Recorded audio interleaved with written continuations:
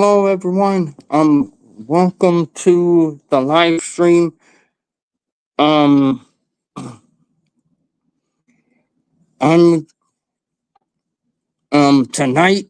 It is not going to be a long live stream, but tonight I'm going to go ahead and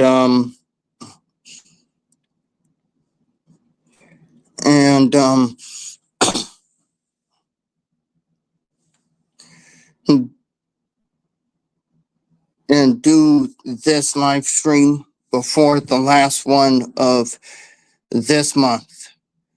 And tonight is going to be examples of behaviors that a Pickmeisha will engage in. And this time I'm gonna I'm and today I'm gonna let the women in the video. Well, I have videos to show y'all, and I'm gonna let them talk about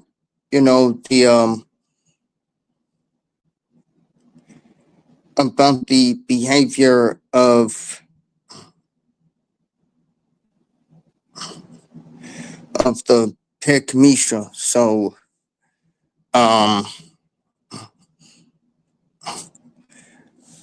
if anyone sees this, please make sure to like, share the live stream, and also subscribe to the channel, and make sure you're notified whenever I go live. And with that, we go to the first video.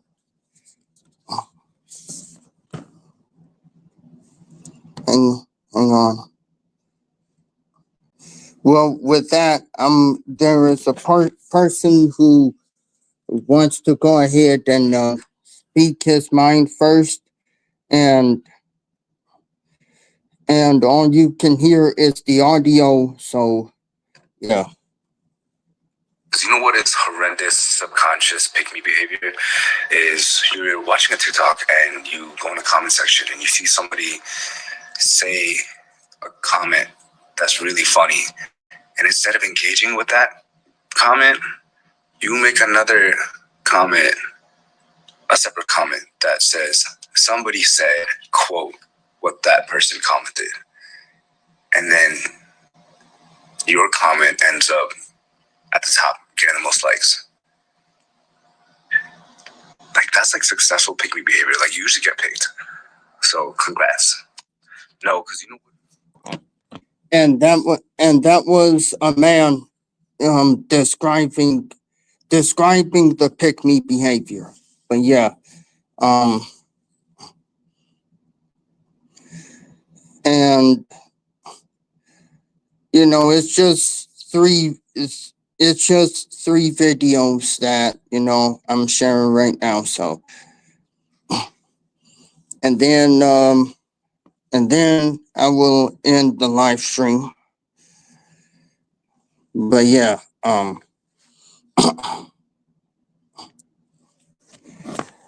this is one of the videos right here, and I'm gonna be quiet and play the video. Remember, these are 3 videos that I'm showing today. And the last one, which is going to be on the 31st, will be, at least 5 videos. But yeah, I'm going to go ahead and play the video. Any of these behaviors in love, you are a pick-me. I'm Show Love, and I'm a psycho-spiritualist. If you perform for love, you are a pick-me. If you sacrifice your wants and needs for your partner continuously, especially out of fear of abandonment or not to rock the boat or to keep the peace, you are a pick-me. If you put others' wants, needs, and desires above your own, that's what your parents did to you, so now you reenact it in your dating relationships, you're a pick-me. If you like fast-paced love, which is being love-bombed, being idolized, and then end up being devalued or discarded, if you end up in toxic, abusive relationships, you're a pick-me.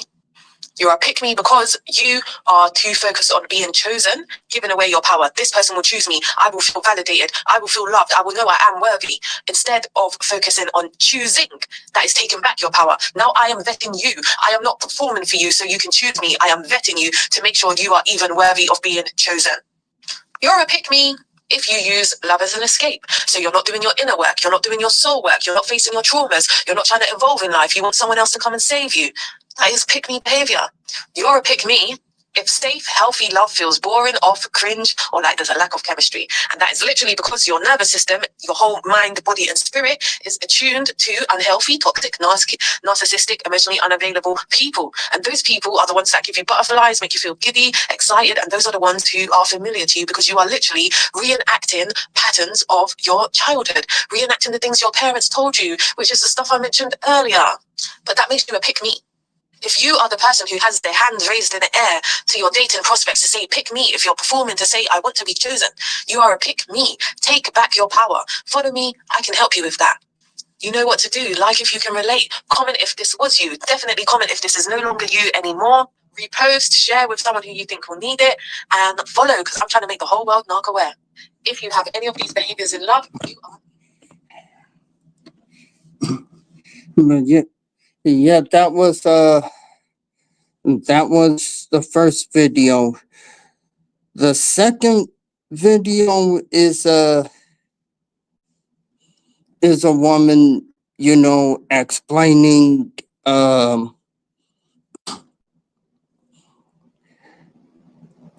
Pickmeisha's never work out, and she also explained the examples of Pickmeisha as well. Reminder to stay difficult. It may seem as if these girls that are easy, that have no standards, to pick Mishas, that are letting the guys lie and cheat and taking them back, that they're the ones that are getting men that are running off into the sunset. You probably are on the brink of voting on your standards. Let me tell you why you shouldn't. Pick Mishas never work out. Pick Mishas never work out because when you let a man do anything to you, you're so emotionally invested on that situation working out. So you want to know what starts happening to the guy? He starts losing his freedom. He starts being smothered by Pickmeisha, and he starts feeling like he's in prison. You want to know what he works his way over to? The girl that was difficult. Men love difficult women. Don't ever forget it. They love a challenge. The girl that had standards, that loved herself, that put herself first, that was selfish in a relationship, that was having a good time, that wanted, that didn't need him. Okay? Never forget. Women cry first, men cry longer. He's going to regret it. Pickmeisha was fun, but that's not where he's going to stay. This is your reminder to stay. And that was the second one. And then the third one, I don't know. Maybe I should. Is one of these that I wanted to show. Oh yeah, it's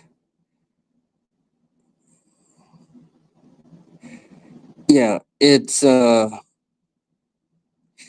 this one right here.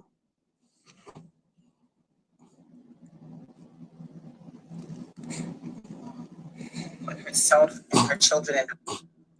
And this is the last one is about a woman who is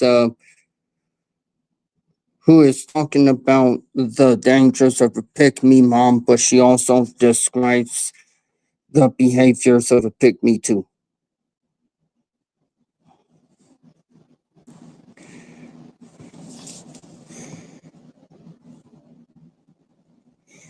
Okay, for reasons it's not working.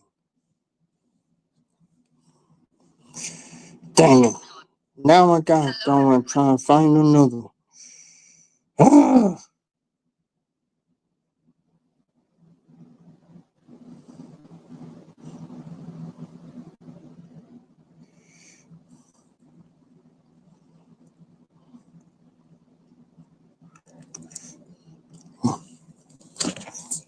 Okay, here we go.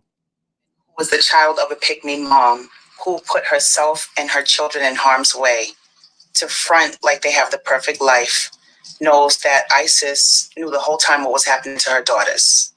She knew. I feel like The reason why she came out is because she's a YouTuber who put her family dynamic on display and didn't want things to come out in a way that made her seem like a perpetrator. In other words, if her daughters were to tell someone at school or tell a family member, or if a family member saw something, she would have a very hard time claiming that she was in the dark about everything. Ironically, the way she came out about it still did not save her, and we can all see that. I feel like she was complicit and played blind, deaf, and dumb until there were bruises, and she knew she had to beat everyone else to it to save herself. So I'm not implying that she saw anything in real time. What I'm saying is that she probably saw all the signs, all of them, and chose to keep her mouth shut. But a child exhibiting pain in their private area is going to set off red flags to any adult who is around that child. Pick-me moms are very dangerous women. Let me give you a story time. There was a woman I once knew who was divorced with 2 daughters. She met a younger man who didn't have a pot to piss in, but he was very handsome, and all of a sudden he was in the house. At first, he was very nice to the girls. He was like the perfect stepfather, and almost immediately he would babysit the girls while the mother went to work or had to run errands. That's when the girls realized that he had other things in mind, because while their mother was away, he was starving the 8-year-old and pursuing the 12-year-old. After multiple attempts to touch, grope, and kiss, the 12-year-old finally told her mother. The mother kicked him out, but before he walked out the door, he got in the girls' faces and said, "I'll be back. She loves me." And he walked out the door. So the girls were trying to get back to normal, but they only had each other and their friends because the mother was depressed over losing her man. 2 weeks later, the girls came home from school and his bags were in the living room. And he got in the girls' faces and said, "I told you I would be back," with a big smile on his face. The 12-year-old, who was always well-behaved and academically gifted, having even skipped a grade in school, was never the same child and was eventually emancipated as a teenager and moved out of the house. He then convinced the woman that the younger daughter was going to end up the same way, so they tricked her into moving away. They got married. They bought a beautiful house in the suburbs. They had 3 children of their own. The children all went to private school and boarding school. They had beautiful cars. They traveled. They seemed to live a picture-perfect life. But behind the scenes, he was physically and mentally abusive towards her and the daughter that they had, and he empowered his sons to disrespect their mother. A pick-me mom will sacrifice everything down to her children to maintain her status as a wife because it makes her relevant. She wears it like a badge of honor. Now, I could be wrong. I hope that I am, but I feel like somewhere down the line, she's going to walk a little bit of this back, and she's going to end up staying married. But either way, I don't think she's a good person, and I don't think she's a good mom.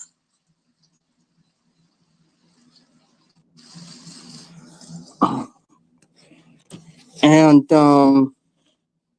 yeah, that was the last video for this live stream. Again, all 3 of the videos, they're talking about examples of behaviors that the Pickmeisha will engage in. The last one, that also ties in to the topic. And once again, the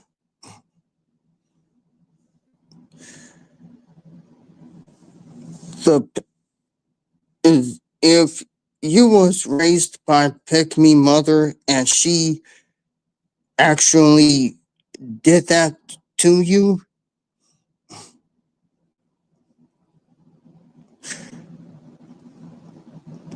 and you do not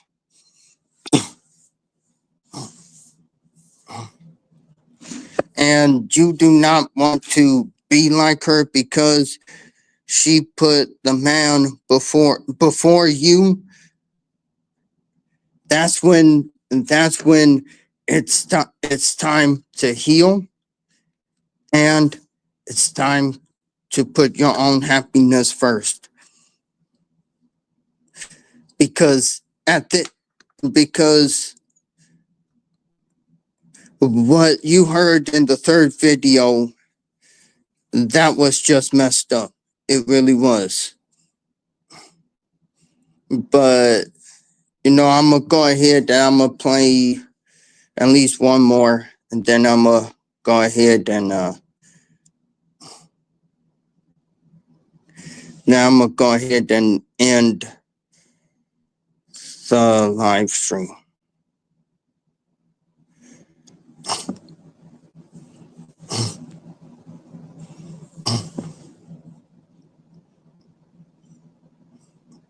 How are you doing?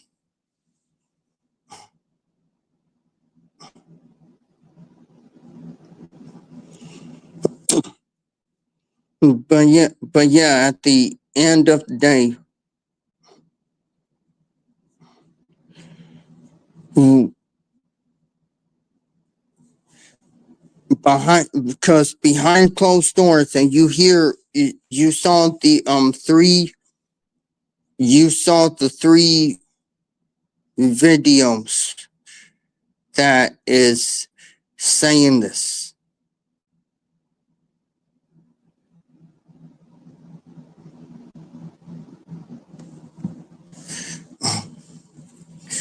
And again, if anyone wants to share the video,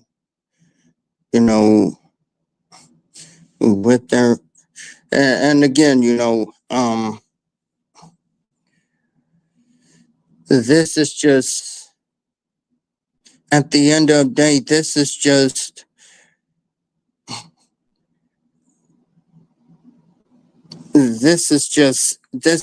sad.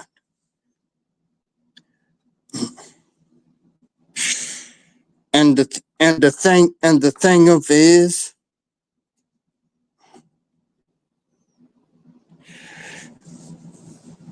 at the end of the day,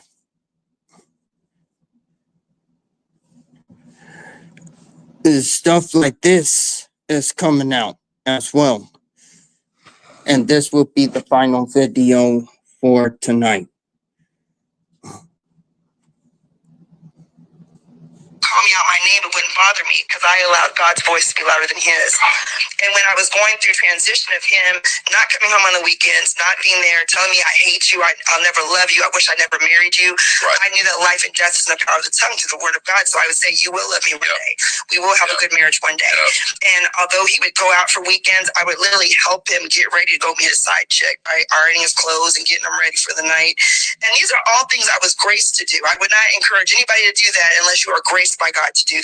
Older Black women in the church are the biggest pick-me's of the Black community because a lot of them are desperate for dick, and that's why I will never take marital advice from any of them. Y'all said he talked about, respect your elders, but look at the fucking elders. Look at what they're encouraging younger Black women to do. And then you wonder why you don't get no respect. These women, these church-going women, they literally will discourage their own daughters from leaving abusive men. What the fuck you think they're gonna do to a random Black woman in the church? Be so fucking for real. I don't give a fuck when nobody say you telling younger Black women to stay in relationships with men that are cheating on them is harmful. Putting my sexual health in risk. You're putting my life in jeopardy. Like, that's you, all kinds of BV, all kinds of STD for what? So I can say that I have a man, just so I can say that I have a husband?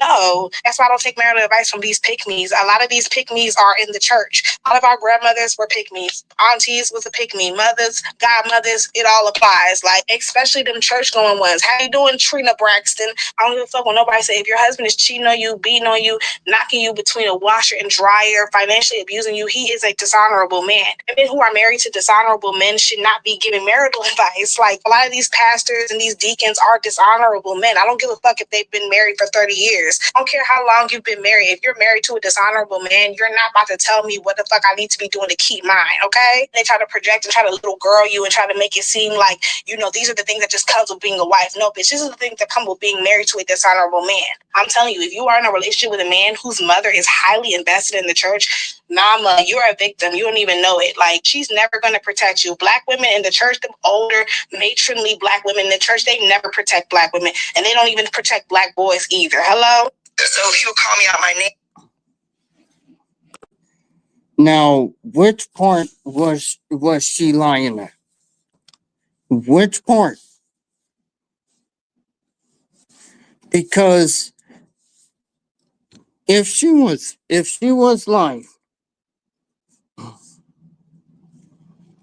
then how come we still have missing black girls and women? And, so where's the lie at? Where is it?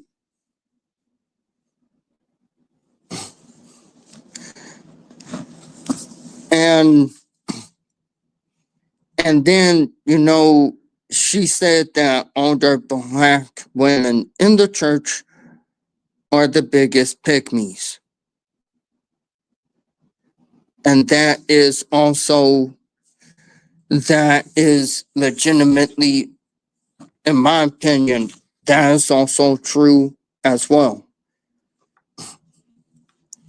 Because here's the thing. And then the woman in the video that the woman was talking about, she said God was a part of that. God didn't tell no woman to suffer at the hands of a man. I don't know where she got that from, but it's not in the Bible.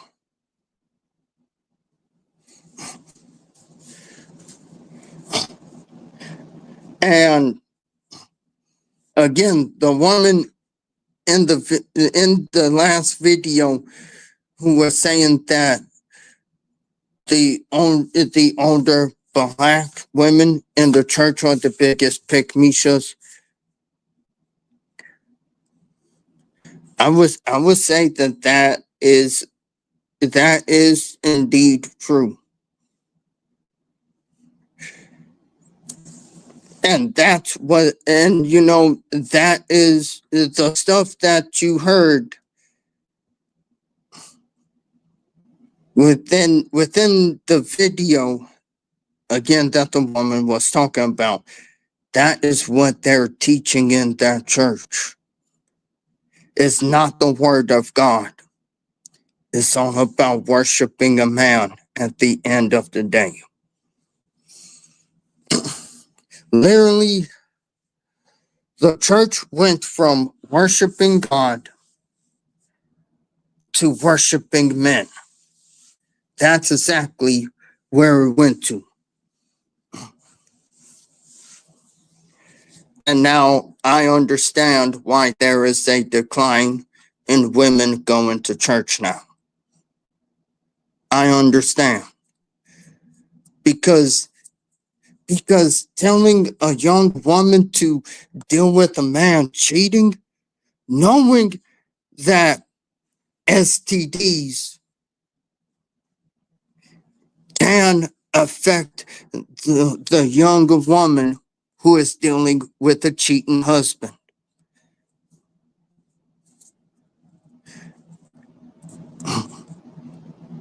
And that's the problem with the women who are giving,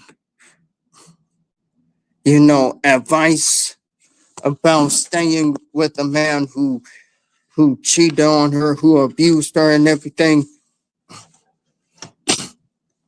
And someone sent me a clip of Officer Tatum talking about all the women always going back to the abuser, but he never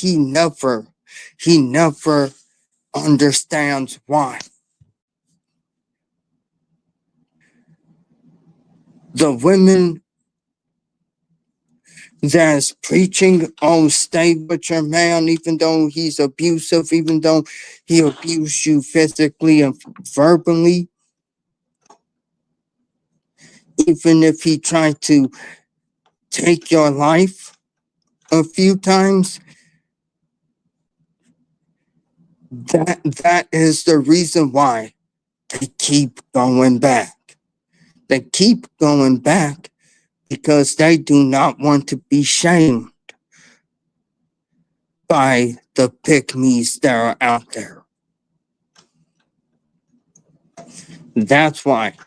And that's why, you have women out there saying, do not listen to the Pickmeishas because they know they know what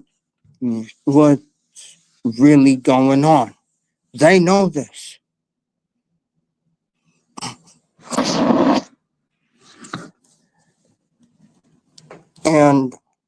And also the the example of the behaviors of a Pickmeisha, that is definitely within the last video that I showed y'all. But yeah, I want to thank y'all for coming to the live stream. Please comment, like, share this live stream, and also subscribe to the channel and make sure you're notified whenever I go live or drop a video. And until next time, peace.